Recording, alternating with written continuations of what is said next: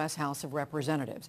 Georgia Republican Tom Price, he's chairman of the Republican Study Committee, and Democrat Anthony Weiner of New York.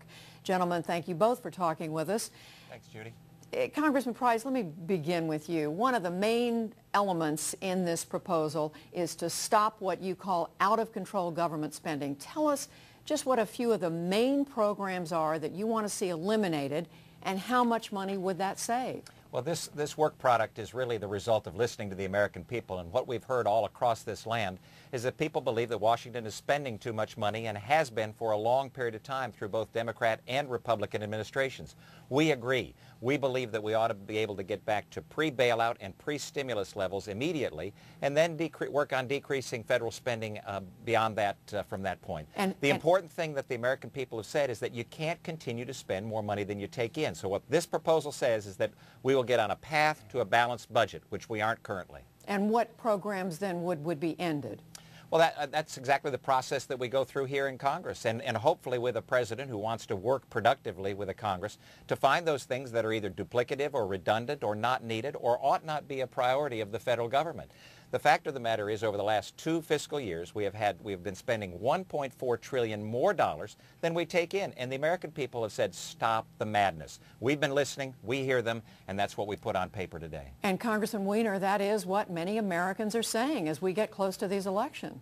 Well, there's no doubt about it, and I think that Congressman Price and I and others around here do want to eliminate waste in government. But if you read through the documents and you look at the book, for example, they put out last month from their leadership, including the leader of the Budget Committee for them, they want to privatize Social Security, do away with Medicare the way we know it. You know, they have these bursts of honesty, and that, I think, to their credit, was one of them. We have a philosophical difference here. They believe that one of the ways to save money for the government is to let health insurance companies run wild and do whatever they want. They believe that, frankly, Medicare and Social Security, these are so-called government programs run amok. But for a lot of people, they're the catch, they're the safety catch that they have in this tough economy. We're going to fight tooth and nail to stop the privatization of Social Security and ask them directly, do they support what Cantor, their whip, what Ryan, the head of their Budget Committee, says they're going to do? There's no doubt about it. Things will be very different if the Republicans take over, but much to the worse for the American people. Congressman Price, what about, let's zero in on some of these so-called entitlement programs like Social Security and Medicare. What do Republicans want to do? Because you do hear some of your Republican colleagues talk about moving to a more private system. Well, Judy, as you well know, and as my friend Anthony knows, all of these programs are on a course, a fiscal course, that will not allow them to survive. So they have to be reformed, and what we believe is that we ought to be working together positively to reform the program so that we, in fact, preserve Social Security, preserve Medicare in a way that makes sense for patients, not just for government, but for patients.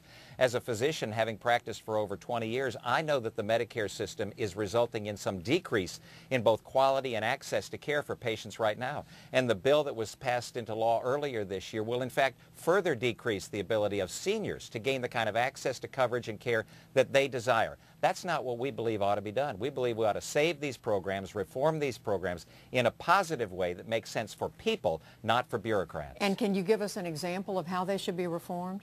Well, sure. The whole issue in terms of Medicare is whether or not individuals are going to be able to select the physician that they want for themselves instead of having the government select them for them. We put a positive alternative on the table. It wasn't attended to by the other party at all, H.R. 3400, that would get folks covered, that would solve the insurance challenges, that would make sure that clinical decisions, medical decisions, are made between patients and families and doctors, and would address the lawsuit abuse issues that weren't attended to at all in the previous bill. Those are the kind of positive reforms that we ought to be putting in place, and you'll notice, Judy, that none of them require putting the government in charge. And Congressman Weiner, would that bring the kind of savings that the Republicans say is their priority? Well, this is the perfect day to ask that question. One of the things in their new contract on America is that they're going to repeal the health care bill. Well, it's funny they say that today.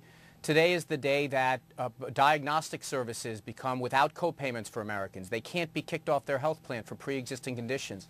Seniors started, and 1 million seniors have already gotten help filling the donut hole for prescription drugs, and we extended the life of Medicare for 10 years. They say they want to eliminate all of those things. They say it right there today on the day that a lot of these services go into place. You know, for a lot of Americans, they don't believe their Congress should be standing up fighting for the insurance industry. They want them fighting for the American people. And And there really are differences here. People may think, well, who really cares who runs Congress?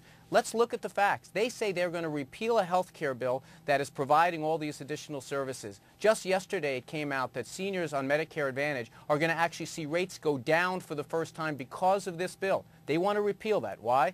Because the Republican Party fundamentally is beholden to the insurance industry. The Democratic Party is trying to say we want to try to reel in the worst abuses. So when you hear them say they want to privatize Social Security, go to a private voucher system for Medicare, repeal the health care bill, you've got to ask yourself whose side are they on, because that's not where the American people are. Judy, it's a great line, but nobody's saying that on our side of the aisle. The fact of the matter is we believe that clinical decisions, if we stick to health care, ought to be between patients and families and doctors. And in fact, that's not what the bill allows. In fact, what the bill does is seeds the definition of quality. That is the kind of care that you'll be able to receive and every single American will be able to receive from patients and families and doctors, and moves it to Washington, D.C. That's why the American people are so upset with what's going on, because they see this further encroachment of the federal government into their lives in every single aspect, whether it's financial, whether it's health-wise, whether it's from the jobs that they're able to get or where they're able to send their kids to school. And they object and say, stop the madness. I want to ask Congressman Weiner, you were shaking your head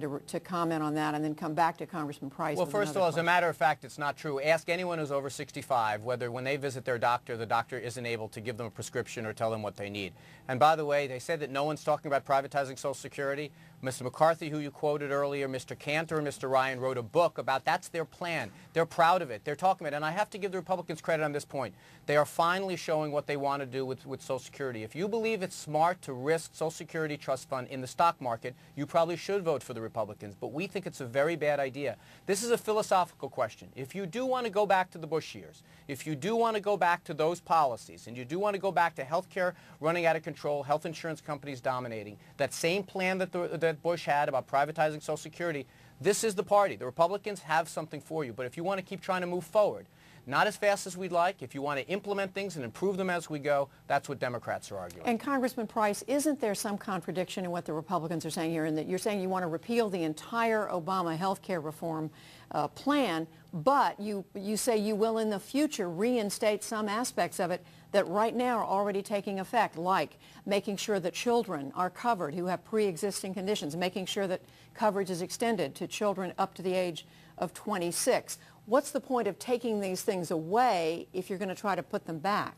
in the future? Because the program that has been put in place dictates to those 26-year-olds and to those families what kind of health coverage they will have. It defines very specifically what will be in that benefits package, so that they will determine whether or not you can get the wonderful diagnostic test that Anthony talked about. But then you've got politicians deciding what test ought to be done on a patient, not patients and families and doctors. It's a significant difference. And when you talk to clinicians, when you talk to the people who are truly taking care of patients across this land, what they say is that, yes, we want people covered. Absolutely. We want people covered on the Republican side of the aisle as well. But what we want them to be able to have coverage for is the kind of health care that they desire, not that the government desires for them. When you put the government in charge of defining what quality is in health care and what is available in a benefits package, we've gone down the wrong road, and the American people know it. Congressman Weiner, respond to that specific point about whether it's the government that's making these decisions, because that's the part of the Republican mantra in this program. It certainly is, and like so much of the discussion about health care, it's simply not true.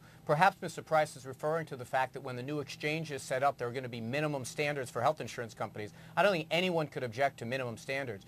The diagnostic care that is going to be available starting today without copayment, those are services that doctors are prescribing. Mammographies for women that save lives. Diagnostic care for blood pressure. For senior citizens, it means getting help with the donut hole, the gap in the coverage for prescription drugs. They're getting that right now. Look, I understand there must be a very good talking point polled somewhere saying government getting involved.